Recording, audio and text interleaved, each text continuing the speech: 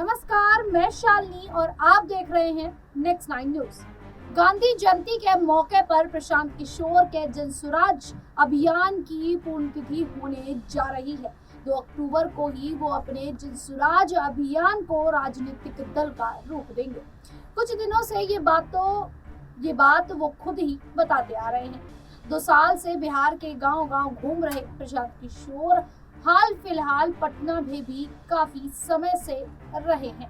प्रशांत किशोर के नाम से मशहूर प्रशांत किशोर ने हाल ही में जन स्वराज के पदाधिकारियों के साथ एक बड़ी बैठक की थी और बताया था कि उनकी पार्टी का अध्यक्ष कौन और कैसे हो सकता है। ये भी बताया था कि वो अपनी पार्टी के अध्यक्ष नहीं बनने जा रहे हैं।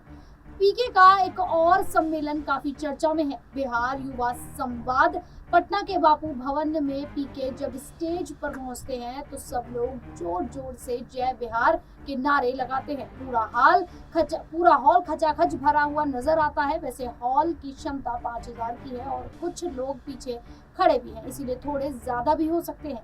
पीके का ये खास इवेंट करीब वैसा ही था जैसा बीते दिनों उनके क्लाइंट का हुआ करता था। प्रशांत किशोर अब तक जिन नेताओं के लिए चुनाव कैंपेन की निगरानी करते आए हैं, ऐसे बहुत सारे इवेंट देखने को मिले हैं। ऐसे ही कार्यक्रमों में प्रधानमंत्री नरेंद्र मोदी और नीतीश कुमार के लिए आयोजित इवेंट भी शामिल रहे हैं।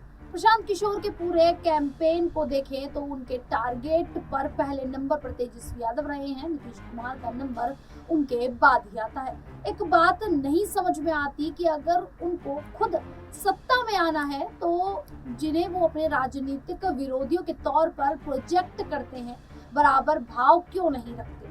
जैसे लोकसभा चुनाव 2024 के दौरान प्रशांत किशोर कांग्रेस और इंडिया ब्लॉक के मुकाबले बीजेपी के पक्ष में माहौल बनाते नजर आए थे। जनसुराज अभियान के दौरान भी उनकी आलोचना के आखिरी पायदान पर भी बीजेपी ही देखने को मिली है और तब भी जब वो 2025 में जनसुराज की सरकार बनना पक्का बता रहे हैं।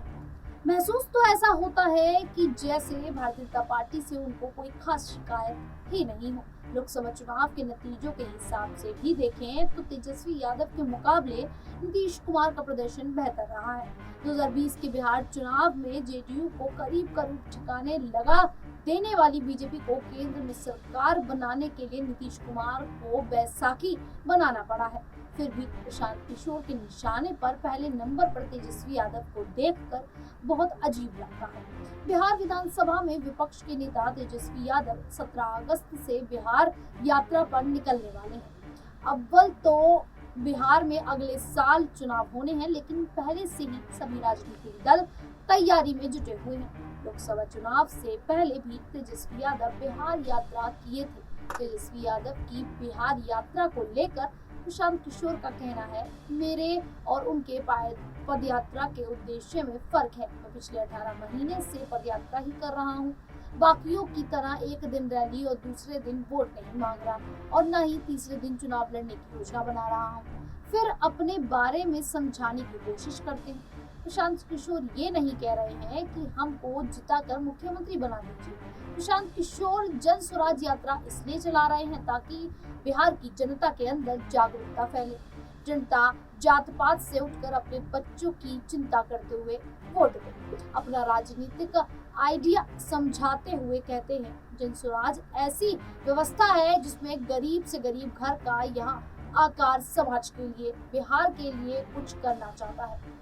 समाज और राजनीति में सुधार के लिए और अपने बच्चों के भविष्य को सुधारने के लिए कुछ करना चाहता है। तो आपको पैसे की चिंता नहीं करनी है, जाति की चिंता नहीं करनी है, चुनाव जीतने और हारने की चिंता नहीं करनी है। चिंता जनसुराज और अपने बेटे भाई प्रशांत किशोर पर छोड़िए और बिहार को सुधारने के लिए खड़े हो जाइए।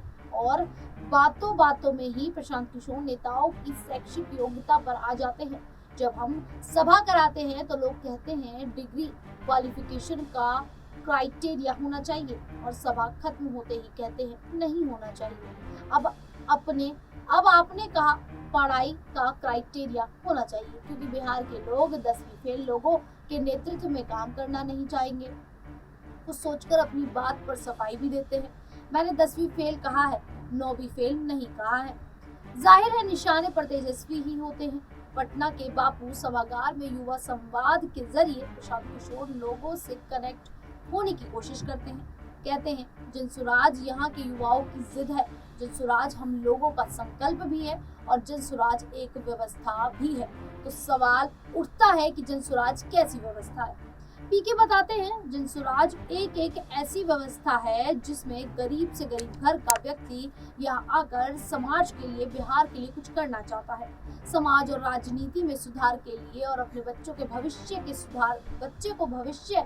को सुधारने के लिए कुछ करना चाहता है। पीके की गारंटी भी होती है, आपको पैसे की चिंता नहीं करनी, जाति की चिंता नहीं करनी, चुनाव जीतने और हारने की चिंता भी नहीं करनी। वो चिंता जनसुराज के अपने बेटे और भाई प्रशांत किशोर पर छोड़ दीजिए और बिहार को सुधारने के लिए खड़े हो जाइए। पीके की गारंटी और भी बहुत कुछ है जिसे वो खुद बताते हैं। 2025 में बिहार से पलायन खत्म होगा। कहते हैं अपने बच्चों से आप लोग कह दीजिए कि 2025 में जब छठ पर बिहार आएंगे तो फिर वापस नहीं जाना होगा, लेकिन आप लोगों को भी एक काम करना होगा।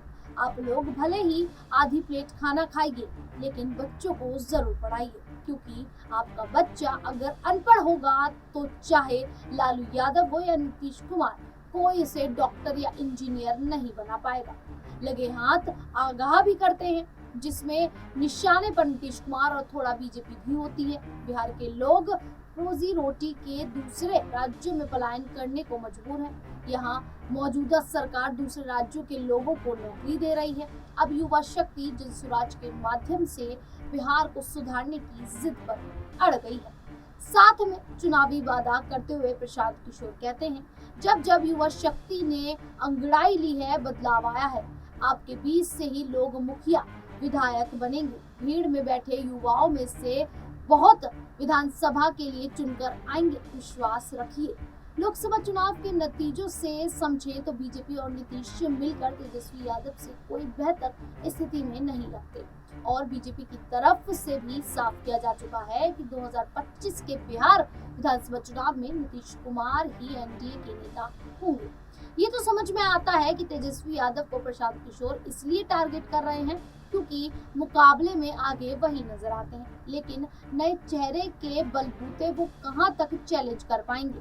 बिहार में नीतीश कुमार के खिलाफ सत्ता विरोधी लहर हो सकती है, लेकिन तेजस्वी से लोग खफा हो ऐसा तो कोई कारण नहीं लगता है। अब जिस प्रकार से प्रशांत किशोर को लेकर बात उठी है, प्रशांत किशोर तेजस्वी यादव पर हमलावर है, जबकि आम चुनावों में देखा गया था कि आरजेडी केवल 4 ही सीट जीतकर हासिल कर पाई थी। तो आखिरकार प्रशांत किशोर नीतीश कुमार की बजाय तेजस्वी यादव पर हमला क्यों साध रहे हैं? अब इस पूरे मुद्दे को लेकर आप लोगों की क्या राय है, क्या मानना है, हमें कमेंट करके जरूर बताइएगा। उसी प्रकार की देश दुनिया से जुड़ी खबरों के लिए देखते रहिए नेक्स्ट 9 न्यूज़।